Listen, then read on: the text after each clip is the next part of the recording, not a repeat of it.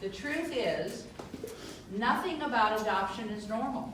And people's reactions are therefore normal reactions to an abnormal situation. I want you to think about it. People's reactions are normal reactions to abnormal situations. Why wouldn't kids be angry? Why wouldn't kids reach a certain age and go, excuse my language, what the fuck happened to me? I was a green and now I'm a brown. I was Jewish and now I'm Christian. What happened? You mean if I'd been born in Cleveland, I wouldn't have ended up with you? Loss is the beginning. Off of loss comes feelings or fear of rejection. Feelings of rejection. Why wasn't I keepable? There are poor people who keep their kids. There are single people who keep their kids. There are young people who keep their kids. Why me? What happened? I was a good person. I did everything right. Why can't I get pregnant? Am I being punished? Is there something God knows about me that I don't know and I'm not supposed to have this opportunity? What happened? So feelings are fear of rejection.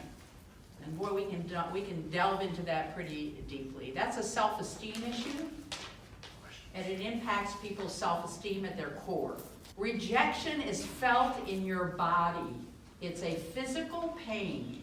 If you are hurting from rejection, if your kids are not invited to a birthday party and they're feeling miserably about it, if you give them an aspirin, they'll feel better. Piece of new research for you. Rejection can be treated with an aspirin because it's a physical reaction in the gut. So you can reject people before they reject you and be angry all the time, or you can be very, very blah and beige and do everything that everybody wants you to do. You don't have a touch of talent to play the piano, but if your parents want you to play the piano, you will do it rather than lose your parents.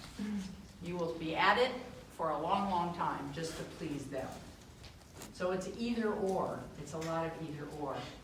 Off of rejection is the feeling of shame and guilt, another self-esteem issue. Shame coming very early in our development. It begins in utero. Whether you're acknowledged, whether your mother talks to you, whether she pats her belly, whether she responds when you kick her belly, do you touch her feet? You know, I can remember my daughter kicking out and I would tickle her foot. I would feel her foot and I would tickle it and she'd pull back. We were communicating. Did anybody communicate? Was she living in violence? Was she starving? Was she afraid? Because the baby is then bathed in other types of chemicals and hormones. So children can be born ashamed. They can be born ashamed. So shame. Guilt is built on having a conscience, and a conscience is built on trust, and trust is built on attachment. So for our children who were bounced around a bit in the system, who didn't stay long enough in any place to build attachments, they may have a very, very slow development of conscience. And for many of our kids who bounced around, they may be many different ages at the same time. Very difficult to parent. They may be 10 at the moment and 7 a little later and then 3 sucking their thumb. One of our kids used to come home from school in high school, lock himself in his bedroom, and I could hear him in there playing Legos and making the sounds with little cars. He regressed totally back to where he was when he lost his family. So he could be 14 and he could be 3. And I had to learn how to parent him when he moved through those stages. The next core issue is grief. The way through to healing is grief work.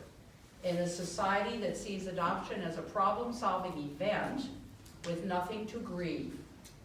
Child needed a home, family couldn't parent, I wanted a kid, everything's settled, we go on with our life. We do not have rituals for grieving these ambiguous losses. We don't talk about them. But grief is the gateway to joy. If you don't grieve, you can't heal.